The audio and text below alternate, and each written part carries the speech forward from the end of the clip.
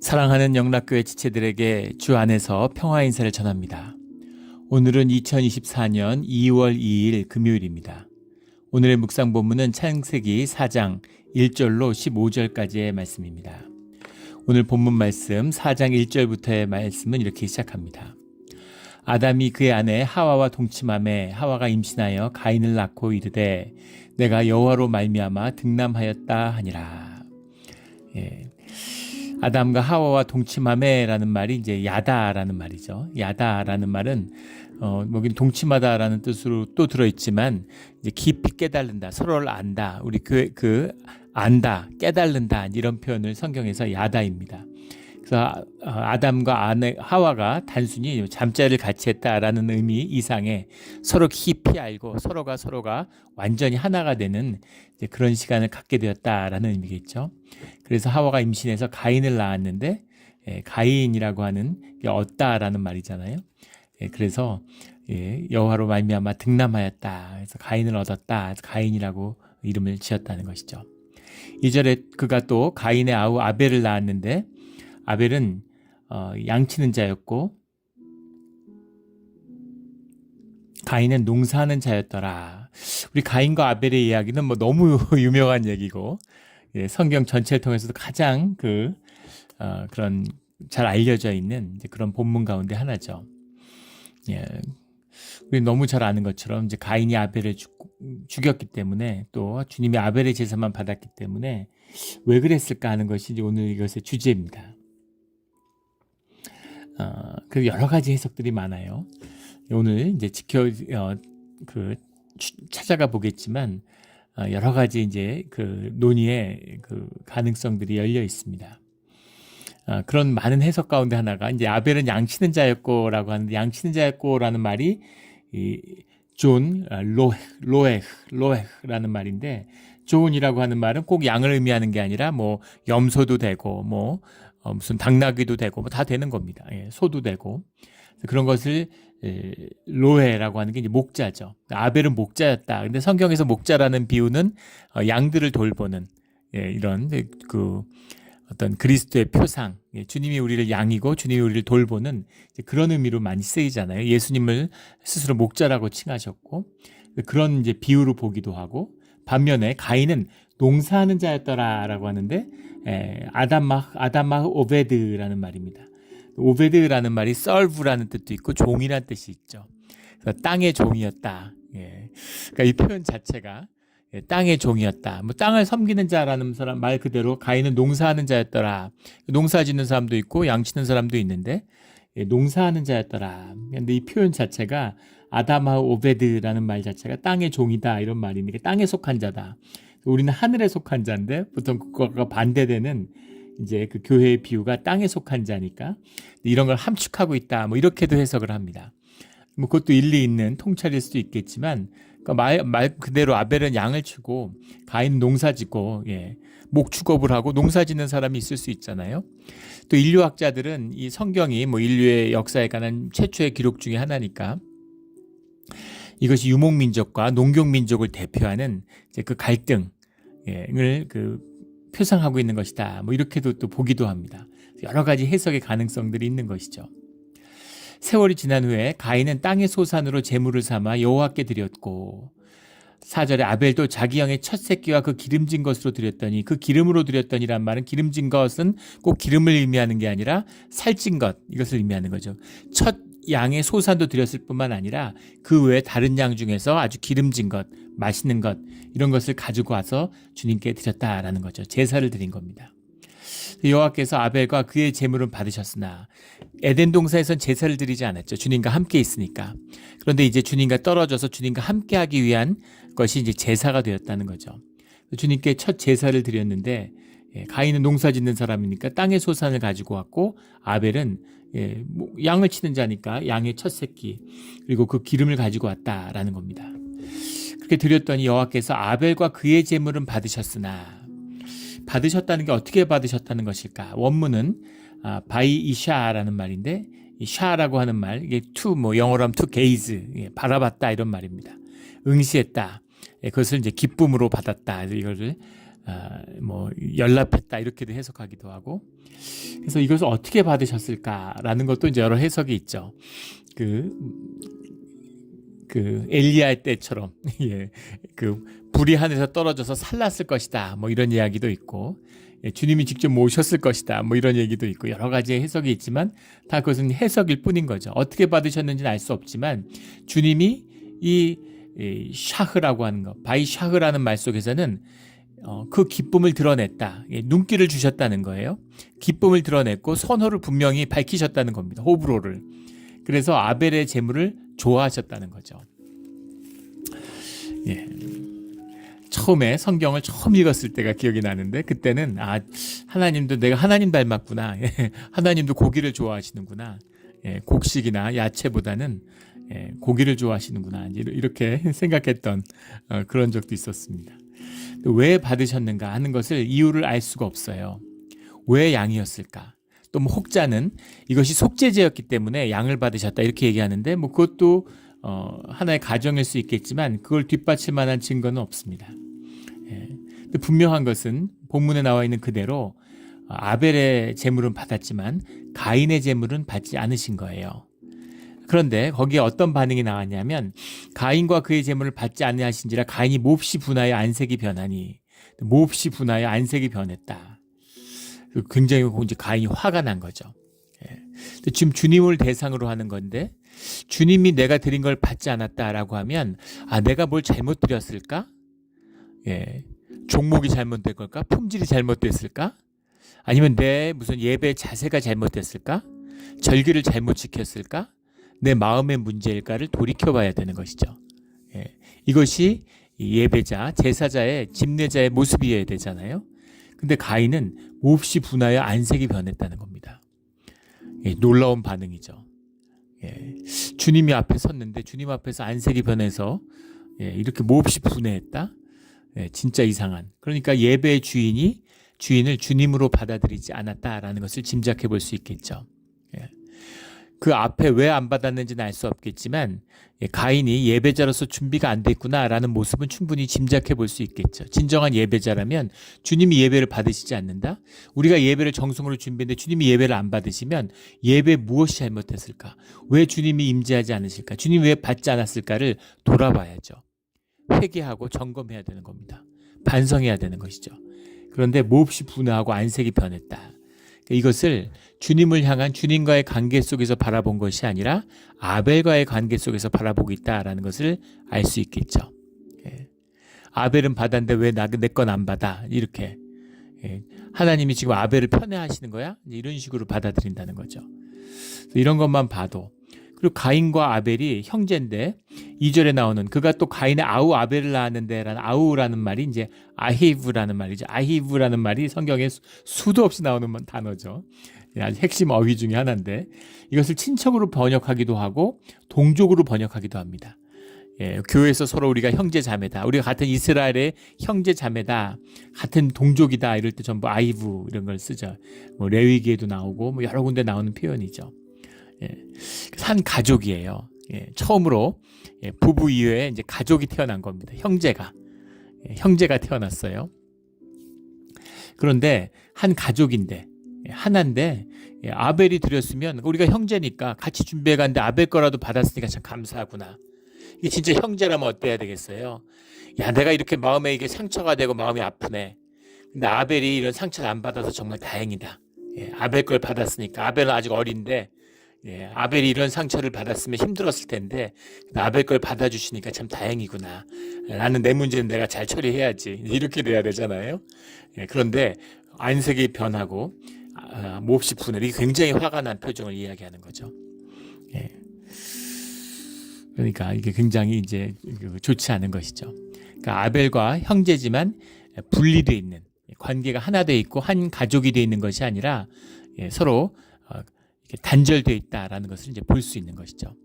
근데 뒤에 보면 이 단절이 뭐 가인과 아벨의 외적인 것일 수도 있었겠지만 이제 그런 언급은 보이지 않잖아요. 근데 분명한 것은 가인의 내면에서는 이런 단절이 나타나고 있다는 겁니다. 아벨과의 단절이고 하나님과의 단절의 모습이 이미 나타나고 있다라는 것을 짐작할 수 있겠죠. 근데 주님이 거기에 대해서 반응하세요. 주님이 이런 반응하는 것, 오늘 가인과의 이야기를 보면 놀라운 일입니다. 하나님이 가인에게 왜 이렇게 대하셨을까? 이것도 참 미스테리죠. 예. 하나님이 가인에게 이르시되 내가 분하여 하면 어찌 됨이며 안색이 변하면 어찌 됨이냐. 예. 너 왜 얼굴이 변하고 이렇게 기분 나빠해? 이게 무슨 일이야? 이게 이럴 일이냐? 이렇게 물어보시는 거예요.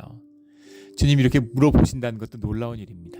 그리고 뭐라고 말씀하시냐면 7절의 말씀인데, 이 4장 7절의 말씀은 성경 가운데서 이제 구약에서는 가장 이제 중요한, 유대인 전통에서도 가장 중요한 단어라고 이렇게 절이라고 받아들입니다. 구약 성경 전체를 통틀어서 히브리인들에게 히브리 성경에서 한 절, 가장 중요한 한 절을 고르라고 그러면 4장 7절 말씀을 골라요. 그리고 가장 논란이 많고 난해한 그런 본문이죠. 그리고 우리 성경 번역 가운데 가장 오역이 되어 있는 부분이다, 이렇게 비판받는 부분이기도 합니다. 4장 7절의 말씀을 우리 귀 있는 자는 들을지어다. 이 말씀을 깊이 깨달는 우리 모두가 되기를 주의 이름으로 축원합니다. 어려운 말씀입니다. 내가 선을 행하면 어찌 낯을 들지 못하겠느냐. 선을 행하지 아니하면 죄가 문에 엎드려 있느니라. 죄가 너를 원하나 너는 죄를 다스릴지니라. 이게 도대체 무슨 말인가? 우리말로 읽어도 이상하고 영어 번역에서 이제 따온 부분이 많습니다. 영어 번역도 여긴 수십 가지 해석이 있어요. 그런데 원문 자체가 굉장히 난해합니다. 이 히브리 원문이 한문하고 비슷해요. 그래서 여러 가지 해석의 가능성들이 열려 있죠. 그럼에도 불구하고 이 4장 7절의 말씀은 굉장히 이제 어려운 말씀이죠. 죄를 다스릴지냐라는 것, 보팀설, 보팀샬, 팀살, 팀살보죠. 팀살보. 보라는 것은 이제 대명사입니다. 그것을 다스려라, 이런 말인데 그것을 죄로 받은 것이죠. 죄를 다스릴지니라. 그 에덴의 동쪽이라고 하는 이제 그 유명한 책이 있죠. 미국의 최초의, 미국 작가에게 주어진 최초의 노벨상의 작품이고, 이게 살리나스를 배경으로 이제 쓰여진 책이잖아요. 그래서 저도 에덴의 동쪽을 봤으니까 영화화도 됐고, 그래서 이 동네에 왔을 때 이 살리나스가 굉장히 궁금했어요. 작가의 생가도 남아있고 또 그 기념관도 이제 살리나스에 가면 있죠. 성장은 이제 파시픽 그로브에서 성장을 했다고 그러죠. 그래서 작가의 동상도 이제 그 파시픽 그로브에 가면 있습니다. 이 일대가 이제 이 에덴의 동쪽과 깊이 관련이 돼 있는데, 에덴의 동쪽이라는 것이 사실 가인과 아벨의 이야기죠. 그 작가가 유대인 랍비를 만났는데, 유대인 랍비가 그 성경을 열심히 읽고 묵상하다가 유대인을 만나니까 이제 반가운 거죠. 그래서 구약 성경에서 가장 중요한 단어가 뭐냐? 구약에서 하나님의 가르침 중에서 가장 중요한 한 가지만 알려달라고 유명한 유대의 랍비였기 때문에, 그랬더니 그 사람이 유대의 전통에 따라서 가장 중요한, 모든 성경의 말씀이 다 쓸려가도 한 줄만 잡아야 된다면 이것이다. 팀설보다. 팀솔보죠. 팀살보인데 이걸 팀쉘이라고 하는, 보팀쉘 이렇게 되는 거예요. 보팀쉘. 팀쉘은 원형이고 사실은 팀솔보죠. 팀솔보가 정확한 발음입니다. 근데 팀쉘이라고 그래서 이 에덴의 동쪽에서도 그 주인공이 아담이잖아요, 이름이. 아담이 나중에 자기 자식에게 죽으면서 유언으로 이 팀솔이라는 말을, 팀쉘이라는 말을 남기죠. 인류에서 가장 중요한. 근데 이것이 유대인들이 왜 이렇게 팀쉘을 중시하냐면 우리가 죄인이기 때문인 거죠. 그래서 이 죄를 다스린다라고 하는 이 의미예요. 죄를 다스린다고 하는 이 의미가 우리가 삶을 용납받고 죄인으로 살아가는 삶의 핵심이라는 거죠. 우리가 죄를 용서받았지만 용서받은 죄인입니다. 그래서 죄인 가운데 주님 앞에 항상 죄를 고백하는 거죠. 그런데 이 팀쉘이라고 하는 것은 그 죄성을 다스리는 거예요. 죄성을 다스린다는 의미가 뭐겠습니까? 죄와 함께 살아간다는 얘기죠. 죄 많은 세상, 공중의 권세 잡은, 죄가 관영하는 세상에서 우리가 죄 가운데 살아간다는 의미예요. 그래서 이 의미가 삶에 대한 긍정을 의미한다고 보는 것입니다. 삶에 대한 깊은 긍정이 들어있는 거예요. 그래서 우리가 죄를 짓죠. 근데 종교는 이원성으로 그것을 이제 만나게 됩니다. 세상은 더러워. 우리의 삶은 더럽고 욕된 것이야. 그리고 종교라는 건 성스럽고 귀한 거야. 성스러움과 더러운 것을 구별하는 거죠. 근데 그것이 잘못됐다는 겁니다. 성경의 가르침 가운데에서는 그 죄 가운데 살아가는 그 진흙상고에서 뒹구는 그런 삶 가운데 이 삶을 하나님이 세상을 이토록 사랑하사 그런 의미가 들어있다는 거죠. 죄를 지으면서 죄 속에서 살아가고 돈을 벌고 세상의 종노수라고 살아가지만 그것을 다스리면서 그 가운데 우리의 거룩함을 지키면서 구별되면서 살아가는 그 참된 뜻, 이것이 신앙의 길이라는 거죠. 그래서 죄를 다스린다라는 뜻이야말로 가장 하나님이 우리에게 주신 귀한 말씀이다라는 겁니다. 또 죄를 다스린다는 것에는 주님의 위임의 뜻이 들어있죠. 죄를 주님이 다스릴 수 있는데 그것을 우리로 하여 우리가 죄를 어떻게 다스려요? 우리가 우리의 조그만 식욕도 못 다스리는데 식욕을 다스릴 수 있으면 세상에 뚱뚱한 사람이 누가 있으면 비만약이 왜 나오겠습니까? 왜 고혈압이 있겠으며 왜 무슨 온갖 병들이 왜 있겠어요? 당뇨병이 왜 있겠으며 우리가 우리 몸도 못 다스리는데 우리의 작은 마음도 좁쌀 같은 우리의 마음도 못 다스리는데 어떻게 우리가 죄를 다스립니까? 근데 주님이 다스려라 라고 말씀하시는 거죠. 우리가 죄를 못 다스려요. 죄를 다스린다는 건 주님과 함께하며 주님의 권능을 위임받았다는 뜻이 들어있는 거죠. 좋은 비유인지는 모르겠는데 있는 동물 다큐멘터리를 보는데 우리가 하마가 귀엽게 생기고 하마를 이제 우습게 보지만 하마가 제일 무서운 동물이라는 거죠. 대부분 사파리 같은 데서 목숨을 잃는 사람들이 하마 때문이랍니다. 하마에 대한 굉장히 그런 게 있죠. 근데 제가 그 말씀드리려는 건 다큐멘터리를 보는데 그 악어들이 막 수백 마리가 이렇게 있는데 그 사이에서 새끼 하마가 노는 거예요. 새끼 하마가 막 띵글띵글 놀고 거기서 막 그 악어들을 이렇게 자근자근 밟으면서 그 위에서 노는 겁니다. 천진난만하게. 근데 악어들이 아무리 배가 고파도 아무도 하마 새끼를 공격하지 않아요. 근데 만약에 하마 새끼를 공격했다. 그러면 그 거대한 연못 안에 있는 하마떼한테 악어떼가 몰살당한답니다. 이 하마의 피부가 두꺼워서 그 악어가 하마를 물어봐야 전혀 악어도 이제 악력이 장난 아니죠. 하지만 그 하마에는 아무 해를 못 끼친다는 거예요. 그런데 하마의 그 어금니로 악어를 물면 펀치 뚫듯이 구멍이 뻥 뚫린대요. 그래서 한 입에 죽는다는 겁니다. 그래서 아무도 하마 새끼를 공격 못하는, 하마 새끼 아무것도 아니죠. 사람도 잡을 수 있어요. 그런데 하마 새끼를 그 악어들이 아무도 못 건드리는 거죠. 이런 겁니다. 주님이 우리와 함께 하시기 때문에, 주님이 권세가 우리와 함께하고 있기 때문에 우리가 죄를 다스릴 수 있고 대적을 쫓을 수 있는 것이죠. 그래서 우리가 세상 가운데 살아가는 것입니다. 그리고 그 죄를 다스리면서 우리가 또 성장해 가는 거죠. 삶의 성장의 뜻이 담겨 있죠. 그래서 이 팀쉘이야말로 가장 인간성에 중요한 것이다. 그러니까 사실 이것이 서양의 역사 가운데서는 휴머니즘의 출발로 봅니다. 신이 다스리고 헤브라이즘과 헬레니즘이 있는 거잖아요. 근데 이 헬레니즘이라고 하는 것이 인본주의라고 얘기하지만 원래는 모든 것이 데미신 같은 신이 인간화되는 것을 말하는 그런 의미로 쓰였죠. 신이 인간하고 결혼해갖고 신의 자손들이 막 헤라클레스 이런 게 돌아다니고 이런 거잖아요. 신이 주인공인 거예요. 그런데 이 성경에서는 인간을 주인공으로 내세우는 거죠. 하나님이 인간을 세우는 겁니다. 이 땅 가운데 인간이 활약하도록, 물론 주님이 도와주시고 주님이 함께 하시지만 주님이 도우시는 것이 주님이 막 다 하셔서 이건 내가 했다 이런 게 아니라 인간과 동행하고 인간을 동역자로 세우시는, 이게 말이 됩니까? 하나님이 어떻게 이런 하찮은 인간을 동역자로 세울 수가 있어요? 하나님의 일을 하는. 그런데 그 일을 감당하고 받들어 행하는 동역자로 주님이 인간을 세웠다는 의미가 들어있다는 것이죠. 그래서 이것이 사실은 휴머니티, 인간주의, 인간 중심주의의 시작의 사실 이 팀쉘보에 있다. 4장 7절에 있다. 이렇게 에덴의 동쪽에 작가는 보고 있는 거예요. 그래서 그런 이야기를 하려면 끝도 없겠죠. 그래서 그런 깊은 의미가 이 말씀 가운데 유래됐다는 겁니다. 그런데 내가 선을 행하면 어찌 낯을 들지 못하겠느냐라고 하는데 어찌 낯을 들지 못하겠느냐는 말이 본문에 없습니다. 예, 이거 완전한 의역이에요. 이렇게 해석을 한 이유는 알 수 있죠.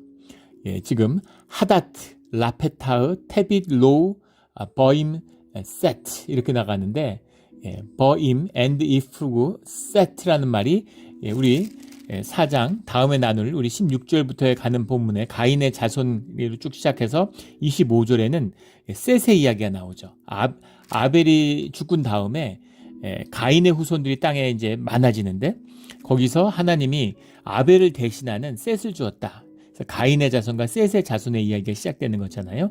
그 셋 하나님께서 내게 가인을 죽은 아벨 대신에 다른 씨를 주셨다라는 뜻으로 셋이라고 쉐트라는 말이죠. 시트라는 말에서 왔는데 이게 바로 여기 나오는 셋입니다. 셋.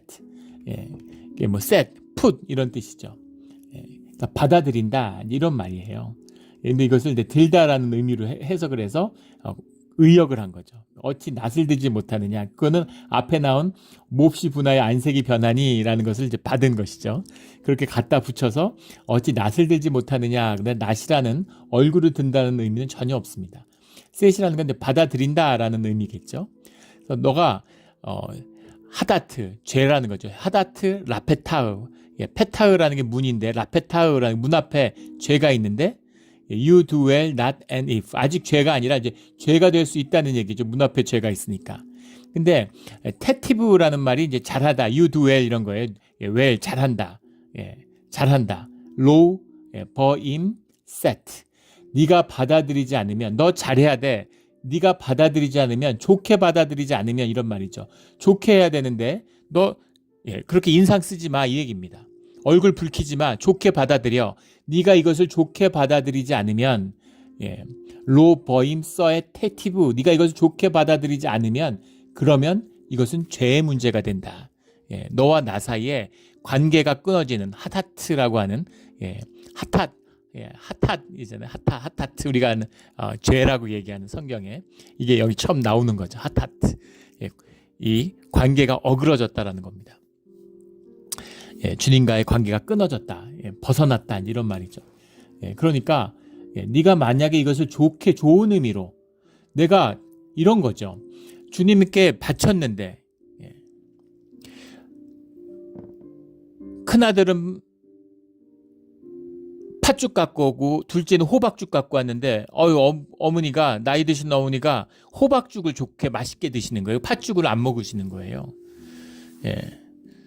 그러면 자식이 어머니가 호박죽 좋아하시는구나. 엄마 호박죽이 좋으세요? 하고 물어보면 되잖아요. 그럼 제가 다음에 호박죽 갖고 올까요? 이렇게 물어보면 되잖아요. 아니면 오늘은 호박죽이 당기시면은 다음엔 팥죽이 당길지도 모르니까 다음에도 그럼 제가 팥죽 해올까요? 냉장고에 팥죽 넣어놓고 갈 테니까 드시라고. 아니 그러면은 지금 생각이 없으니까 팥죽은 갖고 가라. 그러면 다음엔 그럼 팥죽 해오지 말고 호박죽 갖고 올까요? 아니면 또 팥죽 갖고 올까요? 이렇게 물어봐야죠. 주님이 고기만 받으시는 거 아니잖아요. 태우는 것만. 양의 제사만 받는 게 아니고 곡식의 제사도 받으시잖아요. 이걸 그렇게 구분해서 속죄제였기 때문에 뭐 양의 제사만 받았다 이렇게 해석하는 경우도 있는데 그건 다 이제 가정이죠. 그렇게 물어보면 되는데 아니 어머니가 세상에 호박죽만 먹고 팥죽은 안 먹어? 이렇게 거기까지도 뭐한데 한 발 나중에 더 나가죠. 네가 호박죽 갖고 와갖고 내 팥죽을 안 먹는 거 아니야? 이렇게 되는 거죠. 비극적으로 되는 겁니다. 그렇게 하지 말라는 거죠. 좋게 받으라는 겁니다. 좋게 받아야지. 네가 이것을 이런 식으로 네가 반응하면 이건 죄다. 죄의 문제가 되는 거야. 이러면 우리 사이가 어그러지는 거야. 왜 이걸 이렇게 심각하고 골치 아픈 아주 힘든 문제로 만들어? 이런 뜻이 담겨 있는 거죠. 죄가 문 앞에 엎드려 있느니라. 선을 행하지 아니하면 죄가 문 앞에 엎드려 있느니라. 뒤에 나오는 할로우, if will not 이런 거죠. 그렇게 하지 않으면 그러면 보팀쉘이 나오는 겁니다. 그것을 네가 다스려야 되라. 다스려라. 버아타흐 그러나 버아타흐 유 터스카토우 버엘레카 로베스라는 거죠. 서스카토우라는 게 뭐 디자이어 욕망 이런 것이고 벌레카라는 게 버는 and고 엘레카라는 게 for you 거죠. 너에 대해서, 너와 함께 이런 거죠. 로베스라는 말이 이제 엎드려 있다, 라이입니다. 엎드려 있는데 너를 향하고 있지만 네 앞에 엎드려 있다라는 거죠. 근데 그것을 받은 이 보라는 말을 it을 이 죄로 받은 것입니다. 앞에 있는 하다트를 받은 것이죠. 그래서 죄가 문 앞에 엎드려 있고 죄가 너를 원한다. 문 앞에 엎드려 있다는 말은 뒤에는 없죠. 그러니까 앞에 있는 그 앞에 제일 앞에 있는 것을 제일 뒤로 끌고 나왔어요. 그래서 죄가 문 앞에 엎드렸으나 죄가 너를 원하니 죄를 다스릴지냐. 그래서 보를 다 죄로 받은 것입니다. 앞에 있는 죄는 맞아요. 하다트 라페타흐라는 첫 번째 문장이니까 그건 죄가 맞는데 뒤에 두 죄는 보에 걸리는 겁니다. 근데 보가 과연 죄를 받은 것이냐. 근데 이것이 이제 문제가 되는 게 뭐냐면 그 다스릴지니라라고 하는 말 이도 마찬가지고 그 다음에 엎드려 있다라는 말도 마찬가지고 다 남성형 동사들이에요. 근데 죄는 하다트는 여성형 명사입니다. 그래서 이 히브리에서는 남성형과 여성형이라는 것이 이렇게 맞아야 돼요. 맞아야 됩니다. 그래서 엎드려 있는 로베가 하다트일 수가 없는 것이죠. 이건 문법적으로 분명한 것입니다. 그러면 누가 엎드려 있는 것인가? 엎드려 있다는 게 밑에 있다는 얘기죠. 누가 밑에 있는 것인가? 도대체 그 가인 밑에 있는 게 뭐냐는 거죠. 가인 밑에 있는 게 무엇겠어요? 남성. 가인 앞에 엎드려 있는 남성형 명사가 누구겠습니까? 아벨이겠죠. 아벨이 네 밑에 엎드려 있는데 아벨이 너와 경쟁하기를 원하지만 아벨은 너 밑에 있는 사람이야. 이런 말이죠. 그래서 원문을 다시 직역해 보겠습니다. 야, 좋게 받아들여. 이런 거죠. 좋게 받아들여. 그렇지 않으면 죄의 문제가 돼. 아벨은 너와 경쟁하는 자가 아니야. 아벨은 네가 다스리는 자다라는 거. 장남이잖아요. 장자의 원칙이죠. 네가 지금 제사의 재물을 가진 것 갖고 경쟁하는 거니? 너가 아벨하고 지금 제사를 놓고 경쟁해? 아벨 걸 받고 네 걸 받지 않았던, 너를 받건 아벨 걸 받지 않았든 그것은 경쟁하는 게 아니야. 둘 다 받았던 둘 다 안 받았던 제사하는 건 경쟁이 아니야. 너는 아벨을 다스리는 자야. 근데 네가 이것을 만약에 경쟁의 관계로 받아들이면 이건 경쟁의 문제가 된다는 거죠. 그러면 이것은 죄의 문제가 돼. 단절의 문제가 돼. 이런 거예요. 이 문제를 이렇게 심각한 것으로 만들지 마. 이 얘기입니다. 주님이 뭘 기쁘게 받으셨던 건 주님의 자유잖아요. 그리고 그것을 주님이 안 받아주셨으면 그건 우리의 문제죠. 그렇게 좋게 받아들이면 되잖아요. 내가 다음엔 더 잘 준비해야 되겠다. 주님한테 물어봐서 주님이 정말 원하시는 게 뭔지를 내가 알아야지. 주님이 알려주시면 더 고맙고, 말씀 안 해주시면 내가 주님의 마음을 내가 알아채야지. 연인끼리 연애하는데 오늘 끝나고 저녁 먹고 그 영화 보시죠. 그러니까 나는 그 놀이동산 가야 돼 갖고 그 영화는 안 볼래요. 이렇게 반응하는데 그러면은 다음에는 영화 보러 가실 거냐고? 다음은 어떠세요? 하고 한번 물어보면 되잖아요. 영화관 안 좋아하세요? 영화 보는 거 안 좋아하시고 놀이동산만 좋아하세요? 이렇게 물어봐야죠. 얼굴이 시뻘개지고 화가 나가지고 내가 데이트 신청을 했는데 거절해? 놀이동산하고 같이 가는 놈 죽여야 되겠다. 이렇게 반응한다면 이게 말이 되겠습니까? 뭘 원하는지 그 마음을 알아야 되잖아요. 그게 관계잖아요. 그게 인격이잖아요. 근데 그걸 거부했다는 것이죠. 근데 죄가 문 앞에 엎드리고 죄가 너를 원하나 너는 죄를 다스릴지 죄가 너를 원하나 왜 이렇게 했을까? 뭔가 죄 때문이다. 근데 죄가 문 앞에 있다라는 건 이미 가인이 죄인이기 때문에 그것을 안 받았다. 이렇게 해석하려고 하는 것이죠. 근데 본문에 보면 그런 해석은 무리예요. 죄가 되지 않도록 하라는 겁니다. 그래서 그 하나님이 제사를 받지 않았다는 게 죄인이라는 의미가 아니에요. 제사를 받으실 수도 있고 받지 않으실 수도 있는 겁니다. 내가 신령과 진정으로 최선을 다해서 드리면 주님이 무조건 받아야 되나요? 그렇지 않아요. 제사를 받고 안 받고는 주님의 자유죠. 그러나 주님께 나아갈 우리의 자세가 필요한 거죠. 우리가 최선을 다하지만 최선을 다한다고 되는 건 아닙니다.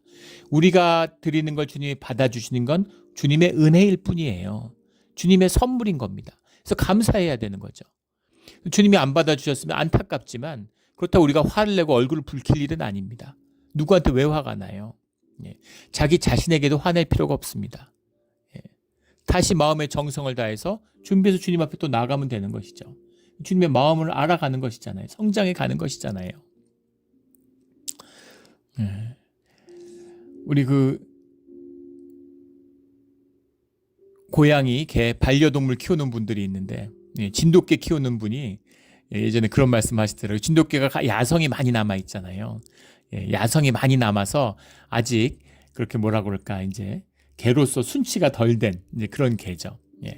그래서 굉장히 용맹하고 충성심이 강하지만 사실은 그 애완견으로 키우기에는 여러 가지 어려움이 있다는 거예요.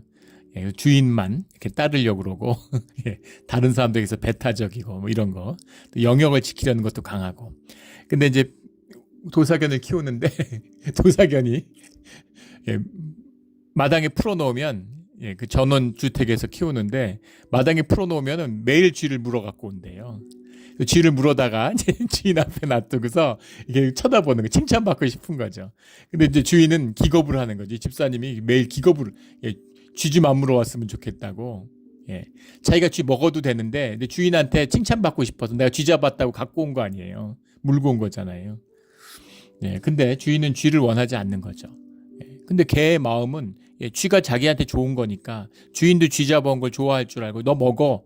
예. 사람한테, 주인한테 야 이거 맛있는 거니까 너 먹어 하고 쥐를 갖고 온 거잖아요. 근데 인간은 쥐를 안 먹잖아요. 그런 것이죠. 예. 내 마음을 다해 갖고 왔지만 그렇다고 꼭 받는 것은 아니라는 것입니다. 그런데 내 쥐를 안 받아? 이러고 주인을 물면 어떻게 되겠습니까? 예, 그럼 주인하고 못 살죠. 전혀 다른 차원의 얘기가 되는 거예요. 그런 게 담겨 있다는 겁니다. 그래서 좋게 받아라. 주님이 이렇게 얘기하셨다는 것도, 이것도 정말, 예, 말도 안 되게 좋은 은혜입니다. 예.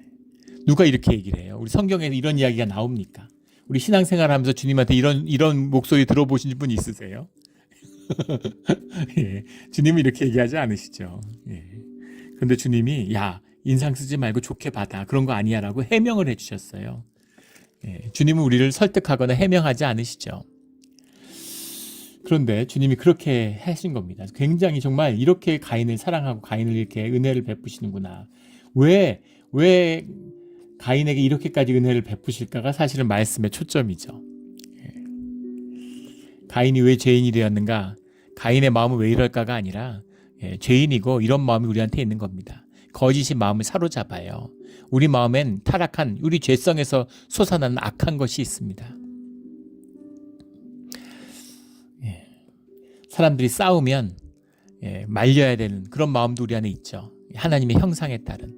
그러나 누가 이기나 보고 싶은 그런 악한 욕망이 있어요. 싸움 구경, 불구경이 제일 재밌다는 거 아닙니까? 예. 그런 걸 구경하고 재밌어하는 그런 악한 마음이 우리 안에 있어요. 교회에 순종하고 아름다운 교회를 세우겠다는 마음이 있습니다. 근데 교회에서 분쟁이 나고 다툼이 일어나면 그걸 가십으로 하고 막 재밌어하는 그런 악함이 우리 안에 있다는 겁니다. 그것을 다스려야 되는 것이죠. 가인이 그의 아우 아벨에게 말하고, 8절에 그들이 들에 있을 때 가인이 그의 아우 아벨을 쳐 죽이니라. 예. 그 말하고라는 게 미래 완료예요. 그 시간이 좀 지났음을 의미하는 거죠. 그런데 아벨을 꿰어가지고 들에 데리고 와서 아벨을 쳐 죽였다는 겁니다. 야, 그래서 어떻게 이럴 수가 있을까? 예. 단절의 무서움이죠. 에고의 무서움입니다. 거짓의 무서움이에요. 진실하고 자기가 깨어 있으면 어떻게 동생을 죽이겠어요? 이걸 라이벌로 생각하니까, 예. 쟤 때문에 내가 안 되니까 이렇게 생각하는 거죠. 그래서 동생을 쳐 죽이는 겁니다. 가족인데. 9절에 여호와께서 가인에게 이르시되 내 아우 아벨이 어디 있느냐? 그가 이르되 내가 알지 못하나이다. 내가 내 아우를 지키는 자니까. 아벨이 어디 있느냐라고 물어보니까 내가 알지 못합니다. 대놓고 이제 거짓말을 하는 거죠. 거짓에 완전히 붙들렸을 뿐 아니라 거짓 자에게 인격화됐다는 겁니다. 상태가 심각한 거죠. 내가 내 아우를 지키는 자입니까? 예, 왜 나한테 그럽니까? 예, 왜 나한테 와서 아벨을 얘기합니까? 형제인데. 그렇게 얘기하는 거죠. 이르시되 내가 무엇을 하였느냐? 네가 어떻게 이런 일을 하였느냐? 이게 더 정확한 이제 해석이 되겠죠. 내 아우의 핏소리가 땅에서부터 내게 호소하느니라. 땅이 그 입을 벌려 내 손으로부터 내 아우의 피를 받았은즉 내가 땅에서 저주를 받으리니 피를 흘린, 생명을 흘린 땅의 저주라는 것이 이제 시작돼요. 2차의 더 심각한 2차의 저주가 시작되는 거죠. 땅에서라는 말이 아다마흐라는 말인데, 하라고 하는 것이 무슨 프롬이라는 뜻, 정관사이긴 한데 어디에서, 땅에서라는 뜻도 되지만 땅보다라는 뜻도 됩니다. 땅보다 더 큰 저주, 원래 지금 저주를 받은 상태의 아담의 죄 때문에, 인간의 죄 때문에 엉겅퀴를 내는, 가시덤불과 엉겅퀴를 내는 땅의 저주를 받았는데 거기서 일해서 먹고 사는 거죠. 일한 만큼 잘 거뒀어요. 근데 이제 일한 것도 거두지 못하는 그런 저주의 땅이 됐다는 겁니다. 이것도 유대인에게는 깊은 해석의 의미가 있는데, 그 공산주의에서는 필요에 따라 나누는 거죠. 필요에 따라 가져가는 게 공산주의예요. 공산주의, 사회주의를 다 유대인들이 만들었습니다. 초대 공산주의 운동의 대부분이 다 유대인이죠. 독일 사람들은 유대인을 왜 그렇게 미워했을까? 1차 세계대전에서 그 독일이 패배하게 되는데 무력에서 밀린 게 아닙니다. 뭐 땅을 잃은 것도 아니에요. 그런데 이제 반란이 일어났죠. 카레라고 하는 군항에서 반란이 일어나서 왕정이 무너지게 되면서 내부에서 무너졌죠. 사실은 전쟁을 계속해도 이기긴 어려웠을 텐데 독일인들은 뭐 세계 강대국이 영국과 경쟁하던 나라였으니까 육군을 압도하는 거고 해군에서 경쟁했던 겁니다. 그러니까 패배를 받아들일 수 없는 거죠. 그래서 공산주의자들이 일으킨 반란에 대해서 굉장한 적개심을 가졌는데, 문제는 그 공산주의자들이 전부 다 유대인이었다는 겁니다.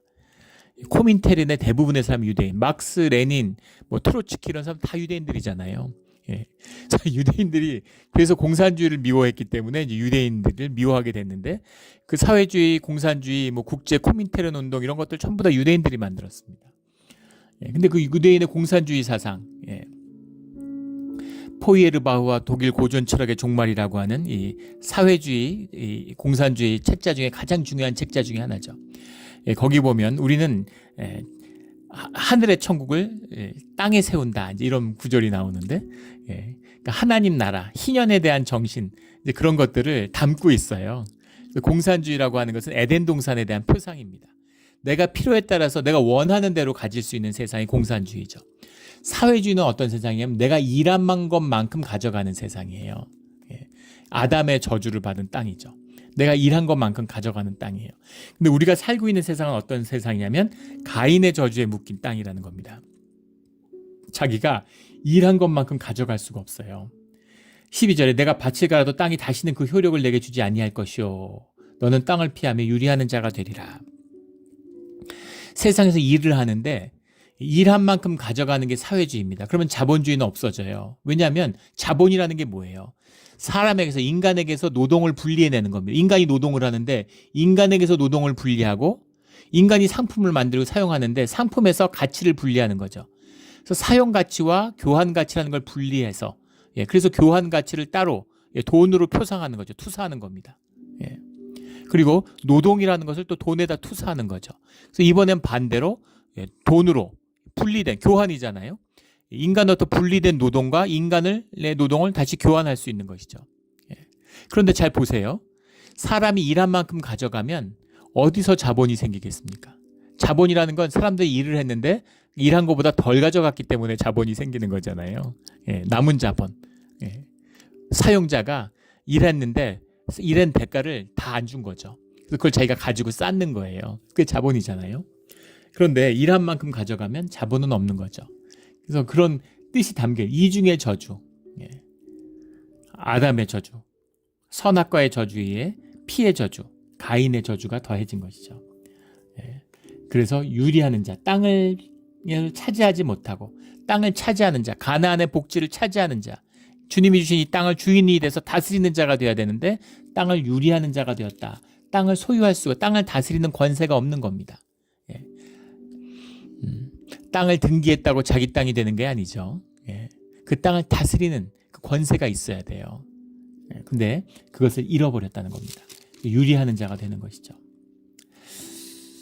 근데 13절에 반전이 있는데, 가인이 여호와께 아뢰되 내 죄벌이 지기가 너무 무거우니이다.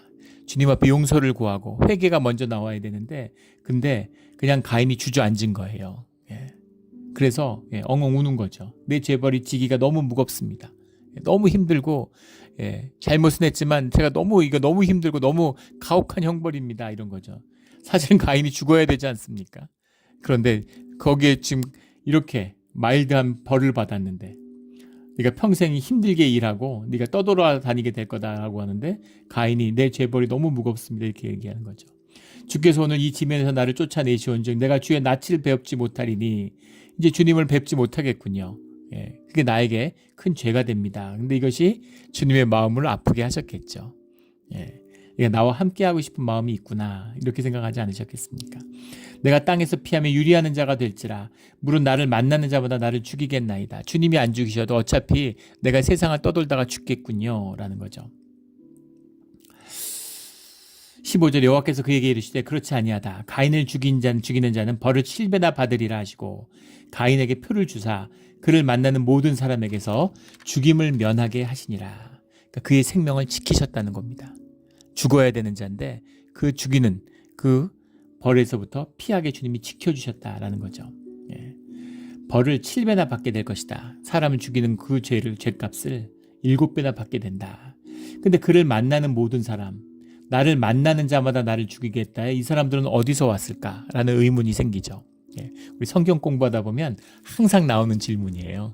지금 아담, 하와, 가인, 아벨이었는데 아벨 죽고서 가인, 아담, 하와 셋밖에 없는데 도대체 가인은 누구를 만나는 것일까? 누구를 만나는 사람이냐? 이제 그런 이야기죠. 여기에 대한 여러 가지 해석들이 있어요. 전통적인. 하나는 하와와 아담이 낳은 자식이 가인인데 하나님의 창조의 섭리가 여러 형태로 이루어질 수 있다는 것이죠. 하나님이 성경을 쓰시는 아담과 하와의 얘기, 창세기의 이야기는 구속사죠. 구속의 이야기고 구속의 중심에 있는 이야기이기 때문에 우리 노아의 방주로 인류를 멸했는데 노아의 방주가 그 무태다 땅을 대고 나니 거기 사람 또 있잖아요. 그 뭐냐 도대체 그 사람들은. 그래서 세상의 사람들이 중요한 게 아니라 마치 살아있다 생명을 얘기할 때 죽은 자에게 죽은 자를 장사하게 하라는 말처럼 주님의 구속 안에 있는 영생을 받은 생명의 사람들을 이야기하는 것이지 그 구속사의 밖에 있는 사람들 그런 사람들이 누구인지는 중요하지 않은 거다. 이런 해석이 있습니다. 구속의 관점에서 보는 것이죠. 또 하나는 이것이 너를 만나는 자마다 이렇게 돼 있는데 만나는 것, 그를 만나는 모든 것 이렇게 돼 있거든요. 그러니까 그것이 꼭 사람이 아니라 들짐승일 수 있다는 것이죠. 짐승이 만나서 정주하지 못하고 성을 쌓지 못하고 정주하지 못하고 돌아다니고 유리하니까 어디서 들판 같은 데서나 이렇게 자다가 동굴 같은 데 자다가 곰이나 무슨 뭐 사자나 뭐 늑대나 이런 거 만나면 늑대를 만나면 총이 개발되기 전까지는 총이 심지어 개발된 다음에도 늑대는 수십 마리가 떼지어 다니죠. 사냥꾼도 마찬가지, 총이 있어도 마찬가지예요. 들판에서 늑대를 만나면 살아나기 어렵습니다. 늑대가 곰보다 훨씬 무섭다고 그러죠. 늑대가 한 마리 보이면 주변에 수십 마리 있는 거기 때문에 그런 이제 뭔가 들짐승에게 죽임을 당한다 그런 뜻이다 이렇게 보는 해석도 있습니다. 또 다른 해석은 아담과 하와가 엄청 오래 살았잖아요. 그러니까 그 자식이 얼마나 많겠습니까? 자식이 많고 가인도 그렇지만 뒤에 나오는 후손들, 그 다음 본문들 쭉 보면은 이제 후예들이 나오는데 그 족보서에 나오는 후예들이 엄청 오래 살아요. 막 900년 이렇게 살잖아요. 그러니까 그 사는 이 형제 자매들이 엄청 많았을 것이다 이렇게 보는 것입니다. 그런 해석, 그것도 뭐 말이 되죠. 가인이 첫 번째 사람일 수는 있겠지만 여러 사람을 낳고 시간이 많이 지났으니까 수많은 친척 자녀들이 이제 있을 수 있는 것이죠. 그래서 가인이 이제 인류 최초의 그 피를 흘리는 땅에 피를 흘리는 그런 범죄자가 됐다는 겁니다. 그래서 가인의 후예라고 하는 가인의 후예가 땅에 나타나게 된 것이죠. 이게 인간의 모습이에요. 죄된 인간의 모습입니다. 가슴 아픈 이야기죠.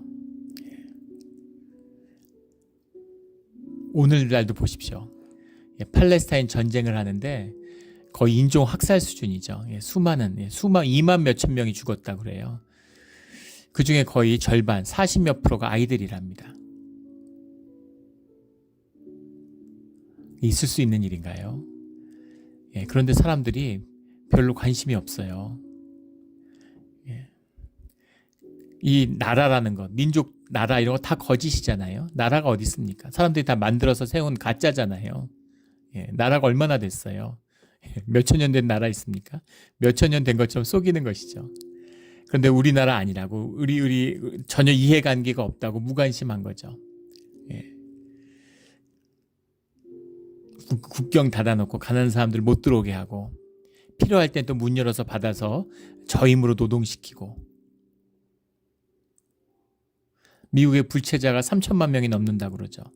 세금 나고 열심히 일하는데 아무 혜택도 안 줘요. 사실 미국의 번영과 부에는 그런 가장 어려운 곳에서 힘들게 일하는 사람들의 피와 땀이 녹아 있는 것이죠. 근데 부끄럽지 않은 겁니다. 분리돼 있으니까, 단절돼 있으니까, 나는 잘 사니까. 이것이 우리 안에 있는 가인의 모습입니다. 근데 주님은 그런 이 악당을, 이런 악한을, 이 살인자를 살려주시고 살 길을 열어주시는 거죠. 우리 이런 정말 영문을 알 수 없는 주님의 큰 은혜입니다. 부모의 마음이겠죠.